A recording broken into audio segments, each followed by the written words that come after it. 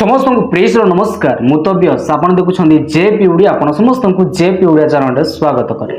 मोर प्रिय माने आज भिडियो आम आलोचना करवा जड़े रोगी को सुस्थता पाई तेल को व्यवहार करने जरूरी कि तेलर व्यवहार करने जरूरी कि यही विषय को नहीं मु आलोचना करने पूर्वे गोटे भौणी कमेंट कर कमेंट को मुझे पढ़ाई चाहिए।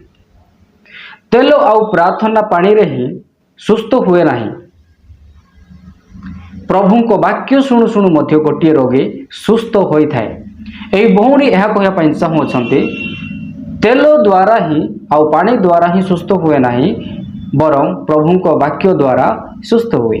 तेबे जड़े रोगी को निमंते तांकर सुस्थता घोषणा करने सुस्थता निमंते प्रार्थना करने समय कौन प्रभुंकर वाक्य ही जरूरी ना तेल मध्य जरूरी? कौन तेल व्यवहार करने उचित कि ना केवल प्रभुंकर वाक्य तांको शुणेबार अछि जहा द्वारा से सुस्थ हेबो। आसंतु आज ए विषय को नहीं आमने आलोचना करिबा।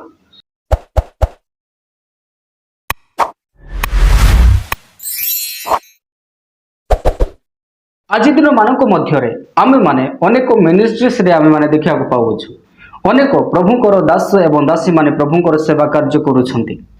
आउ सेठारे अनेक रोगी माने मध्य सुस्थता पाइबा पई आसुछंती। आउ अनेक प्रभुंकर दास एवं दासी माने तेल को व्यवहार करुछंती। कोन वास्तव रे रोगी को सुस्थता निमंते तेलर व्यवहार करबा जरूरी कि एई विषय को नै वास्तव रे पवित्र शास्त्र बाइबल कोन कहे? आसंतु आम पवित्र शास्त्र बाइबल वाक्य अनुसार देखा हो पारे आम जीवन में अनेक यही विषय को नहीं सन्देह थी किंतु परमेश्वर वाक्य वास्तव में आम कौन कहे से समस्त विषय को आमने आज ध्यान देवा। जदि आमने परमेश्वर वाक्य को ध्यान देवा तेबे आमने स्पष्ट भाव में जानीपर जे जड़े रोगी को निमंते सुस्थतार प्रार्थना करने समय तेलर व्यवहार करने आवश्यक कि नुहे। जेतेबेले प्रभु जीशुख्रीष्ट निजर 12 जन शिष्य मानू मन परिवर्तन सुसमाचार प्रचार करने प्रेरण कले सही समय शिष्य माने कौन कले? मार्क लिखित सुसमाचार 6 अध्याय तार 13 पद पुणी अनेक भूत छड़ाइले और अनेक रोगी लोक तैल लगाई अर्थात तेल लगाई सुस्थ कले। प्रभुंकर शिष्य माने सुधा रोगी मानू सुस्थता प्रदान करने से माने कौन करथिले? तेलर व्यवहार करथिले। तेल व्यवहार कर सुस्थता प्रदान करथिले।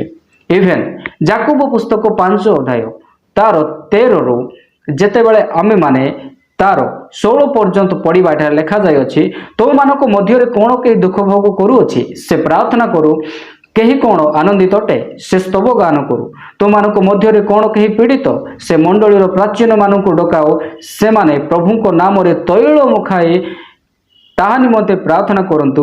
विश्वासयुक्त प्रार्थना से ही रोगी को रक्षा करिबो पुणी प्रभु ताहा को उठेबे आउ जदि से पाप करिथाए ताहेले ताकू क्षमा दिया जिवो। अतएव परस्पर निकटरे आपण आपणा पाप स्वीकार करो पुणी सुस्थ हेबा निमंते परस्पर पाई प्रार्थना करो।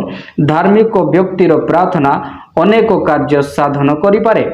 एठारे मध्य परमेश्वरंकर वाक्य माने देखिबा को पाउछु जे से माने प्रभु को नाम रे तैल मुखाई ताहा निमंते प्रार्थना करंतु। जड़े रोगी व्यक्ति को निमंते तेल माने तेल को व्यवहार करी प्रार्थना करिया पाई मध्य कुहा जायछि। एहा अर्थ जो माने प्रभुंकर सेवा कार्य करुछंती तेल व्यवहार करुछंती से माने परमेश्वरंकर आदेश एवं परमेश्वरंकर वाक्य शुणी से माने कोन करुछंती? तेलर व्यवहार करुछंती। आउ यह कौन सी भाव वाक्य विरोधी नुहे बरं परमेश्वर आमानकु कहती जे तो मानक मध्य कहीं जदि रोगी अच्छी ताकू तेल मुखे कौन कर तुमे प्रार्थना कर आउ प्रभु को नाम रे प्रार्थना करी डिक्लेयर करो आउ सुस्थता को घोषणा करो आउ विश्वास सहकारे करो। आउ आमे जदि विश्वास सहकारे तेल मुखे आमने प्रार्थना करूछु तबे देखंतु रोगी व्यक्ति सुस्थ हेबो।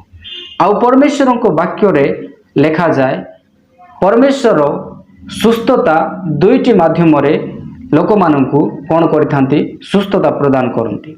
गोटे है निजर वाक्य पठे आउ गोटे है तेल मुखेई प्रार्थना करने कहती। परमेश्वर वाक्य आम मानू यही विषय मध्य शिक्षा दिए जे परमेश्वर सुस्थता प्रदान करने निजर वाक्य मध्य प्रेरण करती। प्रथमे आमने जानिबा दरकार जे वाक्य कौन अटे।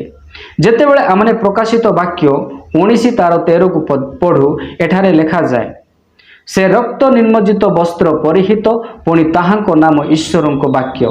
परमेश्वर प्रभु जीशु ख्रीष्ट निजे से वाक्य अटंती। आउ सही वाक्य देहवंत हेबा विषय आमाने जहन लिखित सुसमाचार 1:14 आमाने स्पष्ट भाव में पाई पारुअछु। सही जीशु ख्रीष्ट वाक्य जे कि देहवंत हेले, आउ सही वाक्य जीवंत अटंती। आउ से वाक्य स्वयं प्रभु जीशु ख्रीष्ट अटंती। सही प्रभु जीशु ख्रीष्ट जेते बेले 2000 वर्ष पूर्वे एई पृथ्वी रे थिले, से अनेकों को वाक्य द्वारा सुस्थ कले। अनेकों को सुस्थ हो जा कहले से माने सुस्थ होथिले। रोगी मानू आज्ञा करने समय से माने सुस्थता पाउथिले। यह अर्थ आम स्पष्ट भाव में बुझीपारुछु जे परमेश्वर निजर वाक्य द्वारा मध्य लोक मानू सुस्थता प्रदान करती। इवेन जितेबाला आम गीत सहित 107 तार 20 पद पढ़ू एठारे लिखा जाए, से आपना वाक्य पठाई से मानू सुस्थ करते पुणी विनाशरू से मानू उद्धार करती। आपना वाक्य पठाई से कौन करते? सुस्थ करते। जदि जड़े रोगी व्यक्ति पाखक आम जाऊँ आउ आमे माने जदि ताहांको निमंते तैल मुखेई प्रार्थना करुछु, विश्वास सहकारे प्रार्थना करुछु, तेबे मध्य से व्यक्ति सुस्थ पाउछंती। आउ अनेक समय रे प्रभु निजे निजर वाक्य द्वारा सुस्थ करती। यह अर्थ प्रभु सुस्थ करिबारे निजर वाक्य को मध्य व्यवहार करि जणको सुस्थ करि पारंती।